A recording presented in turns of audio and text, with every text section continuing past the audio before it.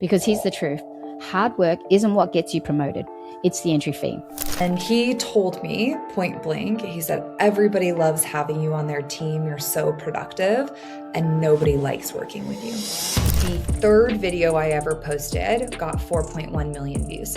So I went from 3 followers, my husband, my mom, and my best friend, okay, to 100,000 in 48 hours. Don't be focused on making 100% kind of like you. Be focused on making 50% hate you and 50% love you. As an entrepreneur with a global team, one of my biggest challenges was managing international payments. I was stuck with high fees, slow transfers, and endless complications. Whether it was paying my team in the Philippines or buying products from Japan, I tried multiple banks and services like PayPal, but nothing seemed to work. Then I found Wise. The savings have been huge, and transfers that used to take days now happen in hours. It's fast, simple, and has become a vital part of my business strategy. If you're not using Wise for international payments, you're missing out on a game changer. Click on the link in the description to get started with Wise today. If you've ever thought, I'm doing everything right, so why am I still stuck? This one's for you. Because here's the truth. Hard work isn't what gets you promoted. It's the entry fee. Today, we're talking about visibility, influence, executive presence, and the unspoken rules that decide who moves up and who stays overlooked. My guest went from being stuck at manager level for years to getting 5 promotions in 6 years once she figured out what was really going on behind the scenes. She's now a TEDx speaker, executive career coach, and author of Secrets of the Career Game. And she's breaking down exactly how to advocate for yourself without being fake, build a personal brand, and stop waiting to be chosen. I'm Linda Vo, and this is Inspired by Success. Let's welcome to the show, Kendall Berg. Welcome, Kendall. Thanks, Linda. I'm so excited to be here. You spent over 5 years doing everything right, yet nothing moved. What was that moment you realized that hard work alone wasn't the game and that you've been playing by the wrong rules? I find myself very lucky in hindsight, though it didn't feel this way in the moment, that I had a leader who I really respected, who I had a great relationship with. And he told me point blank, he said, everybody loves having you on their team. You're so productive and nobody likes working with you. And it's harsh, right? And in the moment, not the best, not the most fun to hear, but very honest and very real. And I think there are multiple times over our lives where we're faced with feedback we don't necessarily agree with, whether you are a CEO raising capital, or you are a founder building a team, or you're in a sales call, or you're in your job, and you get told in some way or fashion that what you're doing is not the right thing. And I think most of us have this knee-jerk response of like, I'm going to be defensive. Right? We all think we're right? My spouse, he knows I'm right? We all do. But the reality of the situation is that every piece of feedback has some kernel of truth in how we're being perceived. And so I often say that in hindsight, this moment was a gift because I had been stuck. I had been frustrated. I didn't understand what was happening. And though the feedback was harsh and unexpected, it prompted me to step outside of myself and reevaluate. What was I doing wrong? Why was I being perceived in a way that I didn't intend? And then start to build these tools. So for me, the moment that got me unstuck was the moment that I stopped thinking it was just about results and it was just about productivity, and instead started realizing that it was about how I was making people feel in that process. And that's what really switched things. And that's why I talk so often about in the corporate world, it's not just about delivering. It's about how you're making people feel. And the same is true whether you run your own business, you're starting your own creation like I did, or you're working for somebody else. Doesn't matter how good you are at the end of the day if people don't like you. And there's a little bit of truth to that. Do they go deep into it? I would be, if it was me, I'd be like, why, what can I do? What did I do? Obviously being a bit defensive, but if you're unaware of it, like, what was it that, did they give you feedback on why? So at that time, no. But what they did is they were like, hey, there's somebody else who had a similar problem. Go meet with them. And what I found was, and this is what I coach clients to, and this is what my business came out of ultimately, was in the end, there are always the same 3 communication breakdowns. And I believe this applies to business, it applies to relationships. It definitely applied to me in this specific situation, which is, first off, people don't know how to disagree. We walk into a situation and we think, I'm right, you're wrong. And we both come at it from that perspective. And therefore, we don't disagree in an effective way. We become very combative, very defensive, very argumentative. So number one is people don't know how to disagree in a productive way. Number two is I did not care about people. That sounds awful to say, but a lot of the time when you are in transactional situations, we become very focused on the output. Right? So if you're in sales, you're very focused on closing the sale. If you are in operations, you're focused on executing the process. If you're in analytics, you're focused on getting the data. We're not thinking about the other person on the other end. We're thinking about what we have to do. And when you come at things from that perspective, it's really hard to connect with people, right? Especially if you're results driven and it sounds like if you're funneling like tunnel vision and then trying to get that, very productive in results. It's tunnel vision and you don't see the surrounding outside and how people feel. So I guess being self-aware of how you treat people while you were getting your results. And that can apply to leadership too, because when you said that, I look back and I think I do that a lot with my team, so I think a lot of leaders do that. But yeah, keep elaborating because yeah, no, it's great. And it's so true what you're sharing, right? A lot of the time, if we pause, which most people don't have time to do, right? We fill our schedules to the absolute brim of busyness. We run from meeting to meeting, task to task, and we don't take the time to sit back and go, was I nice? Right? We don't always have that retrospection time. And so the second big piece is we don't care about other people. We care about results and we care about what we need to do.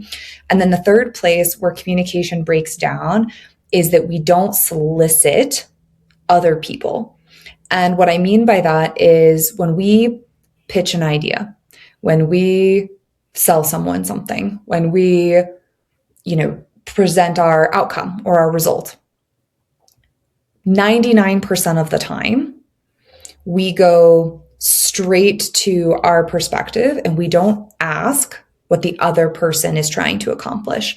And as a result of that, we have very many communication breakdowns, right? So I love to use a personal relationship for this. A lot of the time, women, you'll hear complain like, my husband doesn't do dishes, right? I hear this one all the time. My husband doesn't do the dishes, drives me crazy. And I'm like, yes.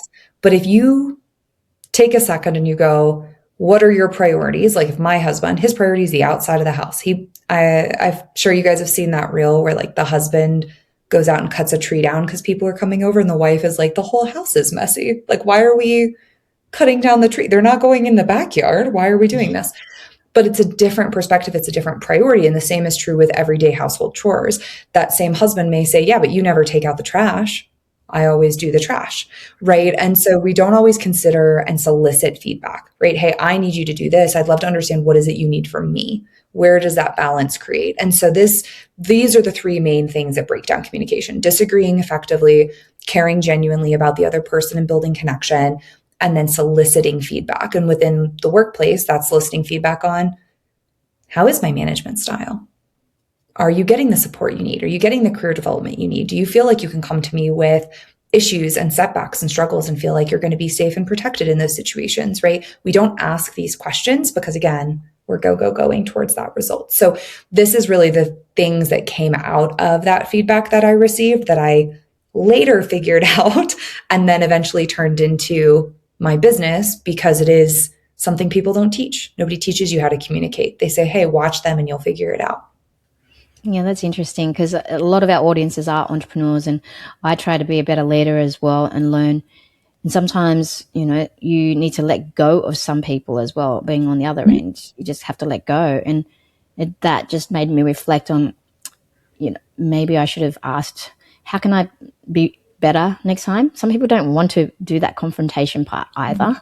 But for me, to say I had to let somebody go, but I didn't give them enough warnings. And then, as a leader, you got to have empathy. And I felt bad as well, but I wanted to support her too. So, do you have any advice on how to effectively manage and lead your team so that, they feel, like you said, they feel safe and they feel like they've got a place to be productive and get along with, like, building a great culture, essentially? Yeah. So what you bring up is a great point, Linda. What I will say is there is definitely a time to release people. right? So as much as I am pro learning strong leadership and management skills, there is a time to manage somebody out. And what I always tell leaders is to do the mindset shift of like, this isn't the right fit for them, something else will be, right? It's Yeah. okay to let them go find that something else. Yeah. But when it comes to managing well, the things most leaders don't do is one, we don't solicit feedback, which I've already touched on. We don't say, hey, how am I doing? We're very easy to go, you suck. And here's all the reasons why. We really struggle with being like, hey, how can I better support you? How can I be present for you? What do you need from me? Right? So step one is we need to solicit feedback more for ourselves. Now, there are underperforming employees who may give us feedback we don't agree with. That's fair, but soliciting it often. The second thing is when we give feedback, I always train my leaders to give thematic feedback. So a mistake a lot of people make is we give what would be considered nitpicky feedback. Hey, this report is incomplete, or hey, there was a typo in this email, or hey, you missed this call, or hey, this wasn't edited the way that I wanted it to, or hey, XYZ mistake. And what we don't do is we don't bundle things. So to the end employee, what this looks like is a one-off. So I'll give an example. Somebody runs a report for you every week and they keep making mistakes in that report. But every week you go, hey, this number was wrong. And they go, oh, that's a one-off, I'll get it fixed. And next week that number is right, but a different number is wrong. And they go, oh, it's a one-off, I'll get it fixed. So to the employee, it's one little thing that they're fixing.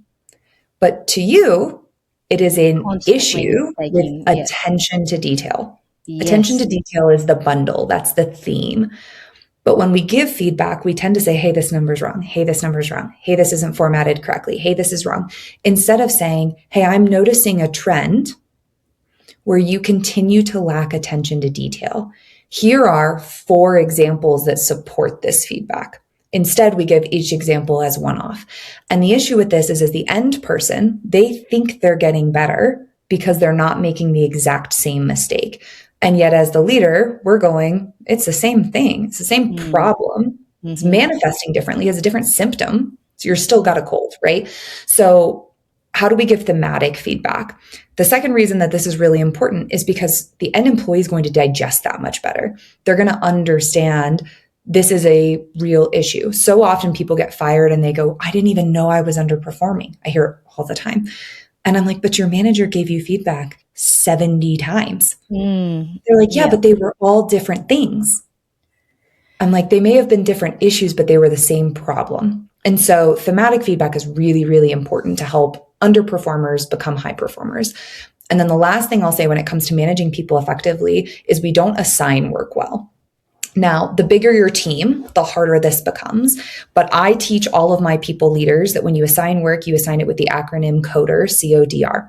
So C stands for context.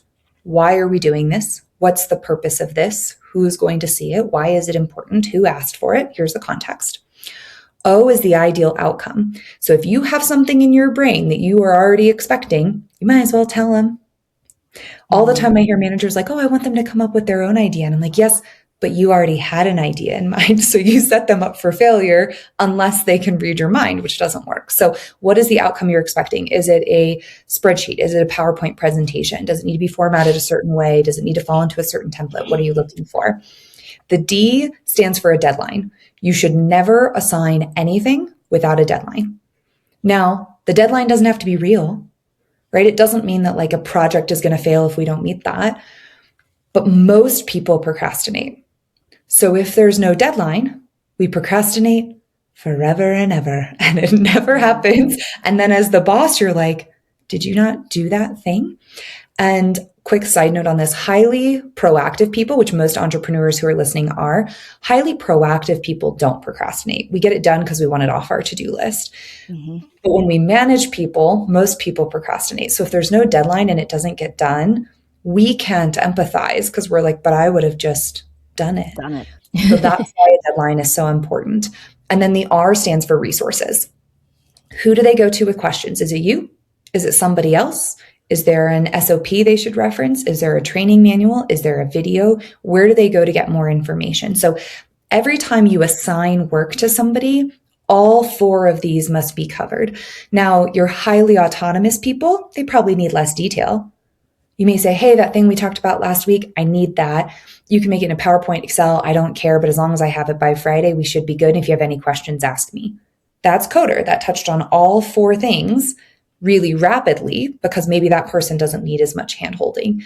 But especially with underperformers, we need to go in more detail. So when it comes to managing people, those would be the 3 big things that I would say help you become a better leader. But they also help you ensure that if you are going to let somebody go, if somebody is a bad fit, you can honestly assess and say, okay, did I solicit feedback and enact it on my behalf? Yes. Did I give them thematic feedback that was clear and actionable? Yes. Did I assign work to them in a way that was easy to digest and they knew exactly what was expected of them? Yes. If they're still not meeting my expectations, then this is the wrong fit and I need to go let them find the right fit. And that gives us peace as leaders as well when we let people go so that we don't carry the guilt of, but maybe I wasn't a good enough boss. Maybe I didn't try hard enough, which is the flip side of being a good leader, is that self-responsibility that can sometimes drag us down. Yeah, speaking of that, and I had to let somebody, like, she was only casual, but part-time, but it was just, I wanted to set her up for success, but I also felt like maybe I should have asked for more feedback because, as a leader, I felt you got to be accountable because I believe that everything happens. If you're 100% accountable, you've got to figure it out and solve it for next time as well. But one thing I know that I didn't ask for that feedback on how to be a better leader, and I was just giving her the flexibility and giving another person she was my assistant was overseeing her, so she was on a lower different level, so I wouldn't have to she didn't report to me essentially. And so I kept on asking my assistant, how is this person going? Is she still making lots of mistakes? And she was constantly making mistakes as well. So, then I look back and I think I had to let it go. But then I was trying to before letting her go, I was trying to figure out what other roles that would be suitable for her skills. And I didn't have that role. So, I knew that she was set up for success because I set her up with a full-time job, and our role was part-time. So, looking back, I try to think about the things that I could have done differently. I felt bad too, but do you have any advice on that? And what I guess the feedback is the crucial part as well, but also putting people in the right, like her strength. I knew she was intelligent. She was super intelligent, but I think the attention to detail wasn't her strength there. Yeah. So sometimes I put people in roles because you just need the extra staff, and then because I've trained people and using just video trainings as well. And the person that I trained, she's amazing, and she's never had the experience, but I guided her and I trained her. So I don't know if I constantly do that now. If someone hasn't got the skills necessary that I need them for that task, I will train them, but do you use some tests or something to put the right people in the right skills? Because, you don't want to end up getting somebody that's not the right fit and letting them go. How do you test that out? I have kind of a contrary opinion here that I'll share. Okay. Which is, when I recruit, I always tell my recruiters the same thing. 1, I do 15-minute interviews. People are going to listen to this and be like, that's crazy. Studies have shown, in the first 4 minutes, if you're going to hire somebody, an hour-long interview is just wasting both of your time, because if 4 minutes in, you're like, I'm not going to hire Steve. Poor Steve is now going to spend all this time selling himself, and he's not going to understand why he didn't get the job. So I do very short interviews. They usually run 15 to 20 minutes. I'm pretty quick. Wow. But I always tell recruiters I'm looking for 2 things and 2 things only. I don't care about technical skill set. I don't care about your background. I don't care about what industry you're from. I care about, are you hardworking, eager to learn, and a good attitude? And can I talk to you and get along with you in a way where I could work with you every single day and it's not going to drive me crazy? And that's what I look for. And the reason for this is twofold. If you are eager, if you are willing to learn, if you have a good attitude, right? And I don't mean good attitude comes in the interview and is like, I'll work 100 hours a week for you. I just mean has proven through their work capability and through the conversation that they're willing to really put forth effort. Then there's very little thematic feedback you can give that person that they're not going to take, right? If their attention to detail is poor and you say, hey, your attention to detail needs work. Here's some examples. A person who's eager to learn and really hardworking is going to take that feedback and become successful. And then the chemistry, Pete, I had an executive tell me once that at some point in your leadership, chemistry becomes more important than capability. Can I get along with you and like you becomes more important than can you do the core job? Now, this is more for senior levels and for leadership positions, but I do think there's some truth to that. I think a lot of the time managers will ignore their gut for technical skills. They'll say, oh, maybe I don't love this person. Maybe they don't seem very hardworking. Maybe they don't seem very eager, but they've been an assistant for 24 years. They know what they're doing. They've got this technical background. So they put them in this role, and then they find they don't take feedback. They don't grow. They don't learn. They aren't easy to get along with. They're not easy to coach because they don't have these soft skill pieces. So the tactical piece of this is when I recruit, I look for eagerness to learn, hardworking, and basically chemistry. And if they fit those two things, then I can probably teach them anything. Now, there are places where this model has failed, right? And then we get to the second part, which was your question, which is, okay, what do you do when somebody's not in the right fit? And we've got to move them around. So few things. One, you need to time bound it. Some managers are too nice. They'll let this drag on for 10 years and they never fire the person. And then the next manager comes in and is like, what is this person doing here? They're terrible. And you're like, yeah, but they've been here 10 years and nothing we can do about it now. You need to time bound it. You need to do all three of the leadership things that we talked about: coder, request feedback, give thematic feedback as well. Do all three of those. And then what I tell them is I like to do a Sparketype assessment is an interesting one. It won't necessarily tell you what someone is good at, but it tells you what gives them energy versus what takes away. So if they are in a role like... What's it called? Sorry, Sparketype. It's a very interesting assessment. A friend of mine, Teresa, introduced me to it and I love it. But it's all about what builds up your energy versus what drains it. And things that drain your energy aren't necessarily the things you're bad at, but they are more exhausting. So there is a Sparketype that's very detail oriented. If that's their anti, and I have them in a role that's very detail oriented, they're not going to be happy because they're going to be really drained and tired all the time. Meanwhile, there are other roles like the performer that are very, I like to tell a story. I like to be the front person. I like to be in charge. They're going to be really bored in a role where they're filling out spreadsheets all day. So that is an assessment, like a tool that can help you kind of say like, oh, maybe this person's not a great fit for this, or they are. I use this sometimes when I'm placing difficult candidates into roles. And then the other thing that I do is I ask. And I think this is where a lot of us, we try to get really tactical and technical, and we don't say, what is it you think you're good at? And either A, they have really poor self-awareness and they think they're great at something that they're not great at, in which case we need to fix that.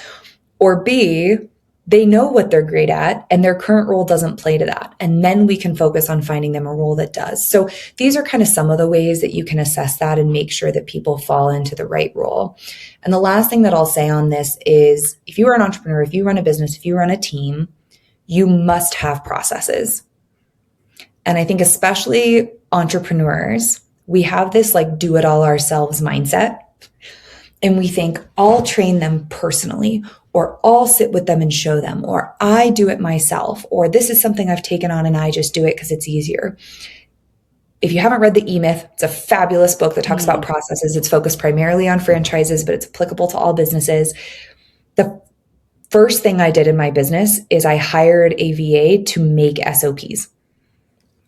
And I said, I'm going to do my job for 2 hours. I'd like you to sit on a call, record the whole call. So I recorded it in a Zoom meeting. I said, and then I want you to turn them into documented step-by-step of everything I do. They did that. And then I said, great, you now do all of these things you just documented. And they were like, great. And they were awesome. That VA was with me for almost 3 years. She's fabulous. She then went to work for a friend of mine in his business and has been really successful there. Yeah. But I was like, first things first, we got to document this. It cannot be that the information lives in my head. And then we automated what we could. We created manual processes for what we couldn't.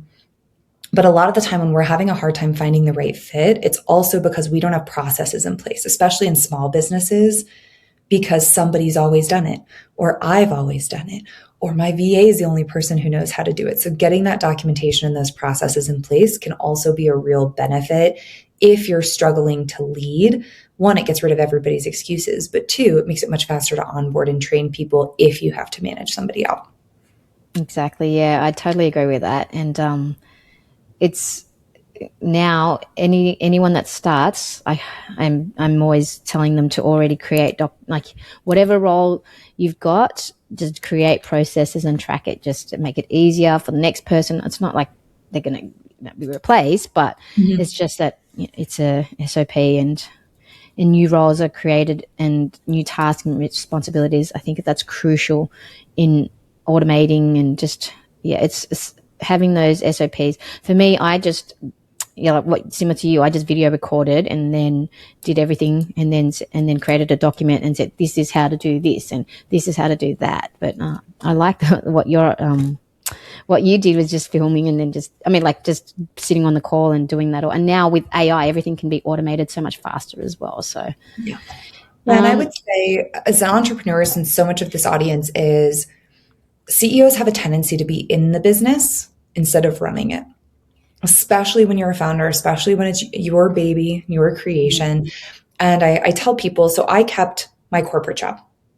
So I have been full-time in my business for 6 years, and I have a full-time corporate job where I support a CTO. Okay, wow. so I do both. It's wild. Part of the reason this recording time worked so well. So for me, I was so busy that I physically could not be in the business, right? There wasn't enough time for me to sit and do the daily tasks. It required me to run the business instead. And there's a famous small business coach that I actually had on my podcast, and he talked about this. He said, don't quit your corporate job. So just wait till it's making enough money that it can replace your salary. Like, give yourself enough time, because you're forced to run the business. And it meant that I hired a salesperson 6 months into my business existing. I hired a VA 7 months into my business existing. I hired an accountant 2 weeks into my business existing. She's been with me ever since, right? Because I didn't have time to do those things, I had to hire them out and stay profitable. And when you put that mindset on of like, okay, if I only had 2 hours a day to run my business, what would I need in place that I don't have today? It will change the way that you perceive the things you're doing. Is it worth your time? Is it valuable? And I honestly believe that's part of the reason why my company scaled so quickly, that and social media, is because we put team members in place really quickly. If you email me, you get my PR team first. If you reach out for a sales call, you go through my sales team. If you reach out for financials, or if you're a tax person, you go through my accountant. Like, there's all these people who help us run the business well. And because of that, I think we kept the right people longer term, and we scaled much faster. So just really quick on that note, as we're talking about positions and leadership, make sure that you're hiring where you need it. Now, don't hire excessively and end up in the red, but hiring, my VA is offshore in the Philippines. She is $5 an hour and she's fabulous. Yeah, I highly recommend it. Yeah, so me too. Like, I've got the best VA, and it's just such a game changer. And yeah, so do you have now that since you've got all those people, do you hire an operations manager, or do you let your VA do it for you? So today, everybody reports to me, only because we're not big enough to support the manager's salary yet, right? And this is the piece of like, don't overcommit yourself to be in the red. We don't have enough to run the operations piece, but most of them are very autonomous. So most people who work for me are either former clients of mine who went through my program and loved it so much and ended up working for me, who I knew were capable, who had already coached, who already knew all their ins and outs, or they are people who worked for me when I was in corporate, almost exclusively. So I have recruited really great high performers in most of their roles. I have a couple people who work for me that I found through social media, like my accountant, my website manager. But for the most part, they're all referrals or internal relationships. And I think as a result of that, we work together very well. But I also automated a lot of my onboarding, right? So when I hire a salesperson, they watch videos of how I do my sales script that I pre-recorded one time that they get. This is how you say the script. This is what you talk about. This is how you relate it to them. They watch that video. Then they get a copy of the script that they read through and they practice. Then they watch 3 example sales calls that we've recorded that all close so they can see how the conversation is supposed to flow. Then they record their own and they send it to me and I review it. That is their onboarding. It is all automated, start to finish. Once you send me your recording and you get a green check, you're on the phones. We're good to go. So I've also put in, because I don't have an operations manager, a lot of these processes that allow people to start quickly because we don't have that additional resource. So some food for thought. Obviously, I'm a process person. I like everything documented and automated and easy to use. But I do find that these are things that as CEOs, we get so stuck delivering to the client, whatever your client and product is, that we don't always think about how the business works. And that at some point becomes your ceiling. And you can no longer grow because you've never had a salesperson and you're afraid to outsource it, or you've never had an associate helping you and you don't know how to outsource it, or you don't have an accountant. And those will hold you back at some point if you don't build them early. Yeah, that's pretty powerful. I love those little advice tips. I might be doing that video sales call and sharing it too, because yeah, I think that's helpful when people watch. Some people learn in different ways, whether that's watching videos or reading. But I always tell like my VA, if you're going to do something that you're training, do a video of it and then do a screenshot of it in a JPEG image so that they could read it too. And then so that you cater to different type of learning styles anyway. Yeah, You mentioned social media presence. I want to get to that too, and I want to learn more about how you grew your brand. But first of all, I just want to talk about authority, visibility, and executive presence as well. So, can someone build influence without becoming loud or aggressive or inauthentic? And how have you succeeded in building that executive presence? Because everybody is unique in terms of, I know people that are quiet and they're leaders, and then there are the loud leaders. Like I've worked in corporate where there's really quiet CEOs that just think and like it wasn't a great culture, but there's warm leaders, but still have respect. So what's your advice on having that executive presence, but still being authentic to yourself and not being fake? And I think ego comes into it as well. And what are your thoughts on that? This is one of my favorite topics because I always joke. I think people believe that people with good executive presence, they like come out of the womb in a 3-piece suit. They know how to speak. They stand on a boardroom and they're like executive presence 101. It doesn't really work that way. Most cases, executive presence is taught and learned. The problem is not very many people teach it, which is why it becomes a struggle. And so it's become kind of this vague term that people use where they're like, oh, you're so close, but you need to improve your executive presence. Or, yeah, you're a great person, but you need to improve this executive presence. And nobody really talks about what it means. So to me, executive presence is 3 things. And if you're listening to this, you'll notice I use a lot of 3s. Quick side note, psychologically, 3 is the easiest number for people's brain to digest. And when I wrote my book, Secrets of the Career Game, I sent it to my publisher for the first draft and he sent me a note and he was laughing. He goes, did you know you wrote 12 chapters, each with exactly 3 rules, each with exactly 3 secrets? And I was like, nope, didn't even notice. So you'll notice I use this a lot, and this ties into executive presence as well. So the 3 main components of executive presence, number 1 is presence and composure.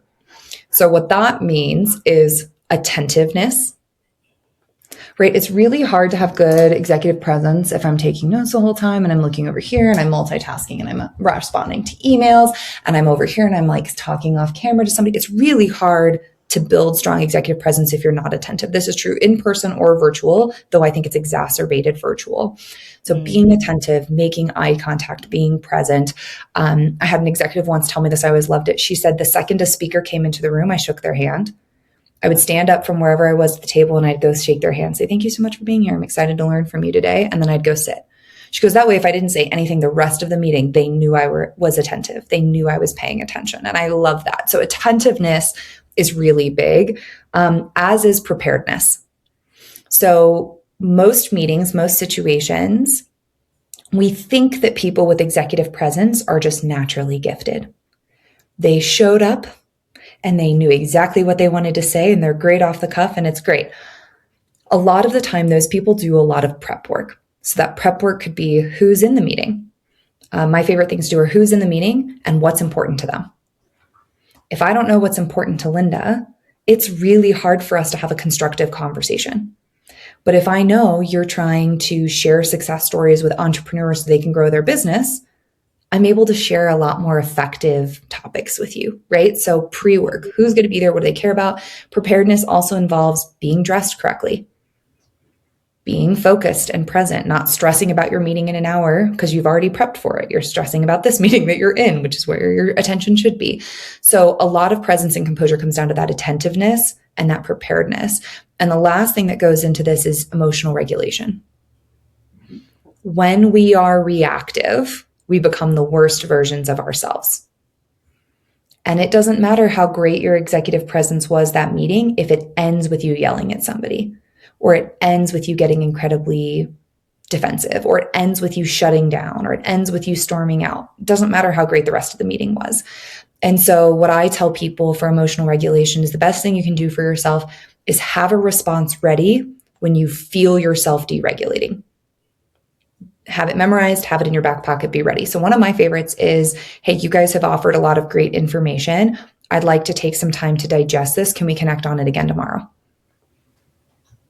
It keeps me from starting to get defensive. It keeps me from starting to argue. It gives me time to gather my thoughts, be prepared, be attentive, and revisit a situation, right? Have something ready to go so that it doesn't escalate. So that's presence and composure. The second piece that goes into executive presence is, frankly, how you communicate. So how you communicate is the rule of threes, right? Most people tend to ramble. We talk for a really long time. I'm guilty of this. But if you bucket things in threes when you're talking, you naturally give yourself a stopping point, right? I can't keep going on and give you items 4, 5, 6, 7, and 8 if I've already told you there are only 3 buckets. We're pretty much stuck to that, right? So it helps you organize your thoughts. It helps you stay structured. It's easier to digest. It's a great tool to use. I tell people if they feel that a topic is something they're going to ramble on, when you start to talk, say, hey, well, there's 3 main things that are important here. And I promise you, your brain will start to organize it into threes. And then when you hit 3, you just shut up and we move on, right? So that's communication and rambling. Again, pre-work. If you don't know who's going to be in the meeting, if you don't know what they care about, it's really hard to prepare what you want to talk about. It's really hard to communicate effectively. And then making sure that you're presenting in terms of what's important to the other person. So if you've read How to Win Friends and Influence People, I think it's a very famous book. It talks a lot about how most miscommunications come down to me communicating about what I care about as opposed to what you care about. So putting things in terms of other people is really helpful. And then the last piece for executive presence is credibility and trust. So a lot of people think credibility is about proving how smart we are.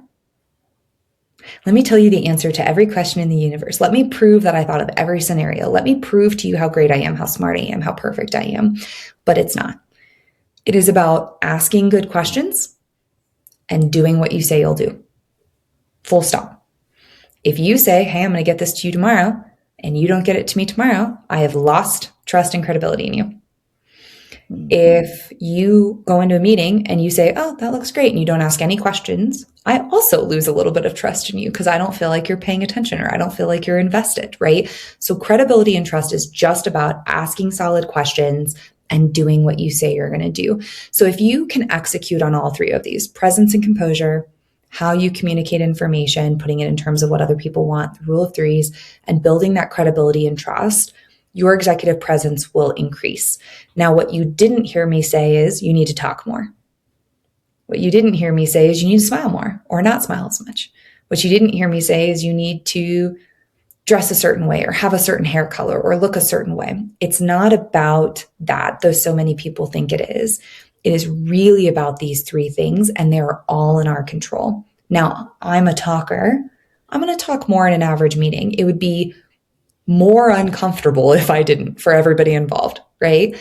And it wouldn't show attentiveness and it wouldn't show preparedness because that's not my style. To stay authentic to myself, I have to talk. But if you're quiet, you can still be attentive. You can still be prepared. You can still be emotionally regulated. You can still communicate effectively. You can still ask great questions, and you will have strong executive presence. There's no perfect way to execute it, but if any 3 of these start to slip, if somebody loses trust in you, if somebody thinks you're not composed, if you're not emotionally regulated, if you don't communicate effectively, that is when the cookies crumble. And that's when people go, oh, they're good at their job, but they don't have great executive presence. They don't have a great brand. They don't have a great reputation. And that's where things fall apart. Wow, that's very helpful, useful advice there too. And guys, if you find this topic very interesting and helpful, leave a comment if you're watching on YouTube and tell us what resonated with you the most And also, if you're listening on the podcast, please do me a favor and hit that follow button. You mentioned branding, and I'm curious to know how you built your brand, and what advice do you have for leaders who are trying to build their brand and be a thought leader out there in an effective way? Because now social media is very competitive and there's just content everywhere. I know that we have to be in the right platforms to the right audience, but guide us on what worked for you and how you were able to achieve and build your brand as well, and what hasn't worked. I'm going to get canceled. I love this. Okay. So, I was very lucky. I'll be honest here. The third video I ever posted got 4.1 million views. So I went from 3 followers, my husband, my mom, and my best friend, okay, to 100,000 in 48 hours. Oh I had my 1,000 gosh. people on a wait list by the end of the weekend for a product that did not exist, for a business that did not exist, for a coaching program I hadn't even thought through yet. And I did everything backwards. And I've told this story before, and I always say part of why I think my business was so successful is because I didn't have time to overthink. I just had to go do all the time. And there's a very common saying now that says, make it exist first, you can make it perfect later. And that is exactly how my business was built. So when it comes to social media and building a brand, what worked for me was being contrary. And I think this makes many people uncomfortable because social media is a hive mind and everybody either loves or everybody hates you. And social media can pick up a lot of steam in either direction. So my very first video, I thought was so obvious. I recorded it at like 2 a.m. in my pajamas with a very heavy filter and no makeup on. And I said that being good at your job does not get you promoted. Building good relationships does. And I thought, everybody knows this. This is super obvious. I didn't even think it was a contrary point. I thought it was an obvious one. And that video blew up not because I had a great brand, not because people believed in me, not because I had great talking points, but because people hated it. And yet, from being hated, I got 1,000 clients. So I think a lot of the time, founders, CEOs, leaders, it is very uncomfortable to put ourselves out there in a position where we're going to be disagreed with. It is much easier to give the palatable version of ourselves publicly in the hopes that people like it, right? Let's be honest. Nobody likes to be disliked. Nobody likes hate comments, though all of mine are. And that can work, right? Building a personal brand is really important. And over time, since then, I have built a reputation as an authority on how to get promoted, as an executive strategist, as somebody who works with CEOs and CFOs and helps them build great organizations, right? I've done this over the last 6 years since that initial video, but I still go viral for all the wrong reasons. So I had a video go viral on LinkedIn, maybe end of November, and I've talked about this before. I thought it was a great video. I'm giving very solid advice about how to get promoted and how to have conversations. And the shirt that I was wearing was a very high neck, but it was very fitted. And it went viral because people were screenshotting my chest and putting it in the comments. Okay. What? On LinkedIn, of all places. What? Wow. And it got 11 million views on LinkedIn, which I still think is crazy, because of my shirt. But now it was just it wasn't revealing. It was covered. You said it was fitted, and I have admitted this in other videos. The angle was odd, so it was like a lower camera angle, which I've used many times in other videos. But because of the shirt and the angle, it does make my chest look really large, and people thought that was the most abhorrent thing they'd ever seen in the internet. So it went viral for all the wrong reasons. Now I went from 8,000 followers on LinkedIn to 24,000 in a week. Okay. Wow. I got 15 new clients from that video. And I bring this up not because I'm telling you to go like be scantily clad on the internet or pick a fight with somebody, but we are so focused on being liked that we aren't always willing to be authentic. And I think if you are authentic, the right people will be attracted to your business. And the founder of Diary of a CEO, in his book, he talks about the marketing that he ran on his first building in the UK. And he says that they put in this blue slide. And he goes, the blue slide was stupid. It was a splurge purchase. It was one of those like, we're going to be billionaires. We put in the blue slide. He goes, we got so much negative press over this blue slide. Like, oh, they're so lazy doing the slide at work. They're not even focused. They're not even a real marketing company. They're just using the slide. He goes, and it got us so much PR and so many press releases that every single one of our founding clients were because of the blue slide. Oh, wow. And he talks about how in marketing, don't be focused on making 100% kind of like you. Be focused on making 50% hate you and 50% love you. If you can make that, then the 50% who loves you is your ideal client. So this is a long story, but all of this to say, when you're building a personal brand on the internet specifically, when you're building on social media, I would say don't be afraid to say the thing that's true to you, even if it may not land. And this happens all the time with that LinkedIn post that went viral. I was invited on a podcast to talk about that specifically. And I made a response video where I screenshotted everybody in my comments with their titles and companies of employment. And I said, this is what Steve wrote on this post. This is what Jane wrote on this post. This is what John did. And I flashed their names and their titles and their places of employment and their really rude comments in the video. And I posted it on LinkedIn. And I was called to be on this podcast, and she was like, I can't believe you did that. You were so like strong and like, what a comeback. And it was great. And I was like, yeah, I cried myself to sleep every night for 2 weeks. Wow. Why? Because did you get a lot of hate comments? Yeah. Nobody likes to be hated by the internet. It's not fun. And I said, but I wasn't going to take that lying down. I think if you have a platform, it's your responsibility to use that platform. And Steve, the CEO of whatever firm he was, who wrote that I only got promoted because I laid on my back for my executive team, deserved to have his name put on blast on the internet, in my opinion. Right? Yeah. But the way I went viral is not necessarily the way that everybody wants to. Right? So what I would say is, I built this brand. It's on being contrary. It's on saying the hard thing that nobody is willing to say. And it did make me very popular very quickly. And I have since layered in, here's the proof points of why this works, right? I have a 70% promotion rate within 6 months of working with me. I have an average $25,000 increase within 12 months of working with me across my entire population. I've worked with 3,444 as of this morning clients in 27 countries, right? I have the stats to back up that what I'm saying is true. But it took time to build that authority into my brand. And so if you're listening to this, you're an entrepreneur and you're like, I'm having a really hard time doing organic marketing. I'm having a hard time building a social media following. Most of the people, when I assess their marketing, I'm like, you're being too nice. You're saying things like, if you are struggling with your accounting, call me and I'll help you fix it. You're saying things like that. That's not going to make everybody will say that. Yeah. Like, yeah, they're not going to believe you. They don't think you're an authority. They don't trust you because it's not real. But if you say the average American is more in debt than they have assets and they are unable to cover a $400 splurge purchase in cash, they have to put it on credit. If this is you, call me. Somebody's more likely to be like, yeah, that sucks, but that is me. And like, maybe I do need to call this person. So my advice would be, if you want to build a personal brand, be authentic, be true. Don't be afraid to say the thing that sounds awkward, sounds unlikable, sounds contrary.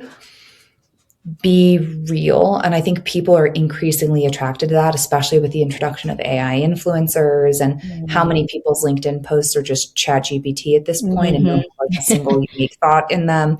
So I think if you're real, people can feel that, and that's going to help more. So long answer to your question, but that would be my advice. If you want to build organic marketing, you want to build social media, stop being so nice and start being honest. And see if that doesn't change your authenticity and your credibility and your trust, like we were talking about with executive presence, and help you build that momentum that you were looking for rather than staying in the safe zone.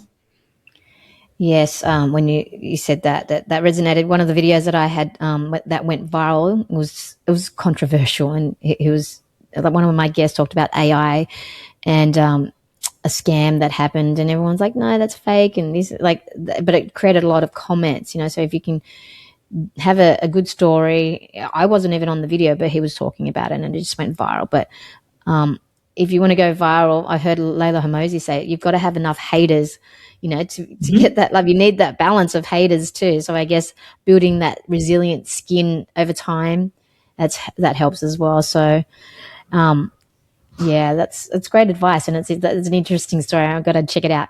You also mentioned a quick one. Oh no, we're running out of time, but AI, the impact of AI as well on humans, and when you mentioned LinkedIn and everyone's post sounds the same, that is so true. Now we've just conditioned to know, yep, that's an AI post. There's no human soul in that. So, how do you position yourself, and what advice do you have in this era of AI and how we can advance, because sometimes people rely on it, but then they rely on it too much that it's less human, less authentic, and how can we be more competitive in this AI space? Yeah, I'll keep it short. I think AI is a great tool for bouncing ideas off of and helping with the generation of new ideas. I do not think it is a tool for execution, especially when it comes to communication. Now, you want to use code generation AI? Great, total use case for that. You want to use QA testing generation AI? Absolutely go for it. You want to use AI to automate your processes like we were talking about better, or create documentation automatically? Huge wins with AI. But if you're thinking about your brand as AI, we've taken it too far. So I tell people I use it to optimize my time. I use it to evaluate my business. I use it to help me optimize my programs and come up with rubrics and time uses. I use it to help me refine the way that I teach things, but I don't use it as an end consumer facing output. And I think that's where people are starting to see this slippery slope, like AI influencers. Every time one comes up on my feed, I'm like, ugh. That's just making, like, nobody's skin looks like that. Nobody's hair looks like that, right? And I think we're going to get consumer exhaustion when they don't feel that authentic connection, when you're not credible, when you're not trustworthy, when you're not a good communicator, when you're not present. Like, all these things we talked about with executive presence go away with the overuse of AI. And so I feel on the whole right now, we're over-indexing on AI. I think there's going to be a little bit of a rollback in the future. Don't hold me to that, but that's where I'm at with it. Is I think right now we think it can do everything. And I think there are very specific use cases where it's incredibly beneficial. It helped me plan my garden today. Great. What companion plants grow well in my state? It was awesome. But I do think if you're building something, if you're building a business, it shouldn't sound like AI to the consumer. It should sound like you. And AI can help you optimize that. I love it. It's powerful. Finally, where can people find you if they want to connect? Obviously on LinkedIn. And what key message, where can people follow you? Yep. So I'm that career coach everywhere: LinkedIn, TikTok, Instagram, YouTube. I have a podcast, Secrets of the Career Game, that you can check out if you want similar info. And I also help small business owners. I have quite a few in my program right now who are building something similar to me, and they need help with, how do I refine that messaging? How do I be more contrary? How do I build good leadership skills? How do I build my personal brand? And I think those types of things are really helpful to people who are ready to take their businesses to the next level. So thatcareercoach.net is probably the easiest place to find information on that. Awesome. Kendall, this has been a great conversation. I got some really fantastic tips, and I hope you guys listening got some key takeaways as well. So thank you so much for your time. It was really enjoyable. Thank you so much for having me, Linda. Bye-bye.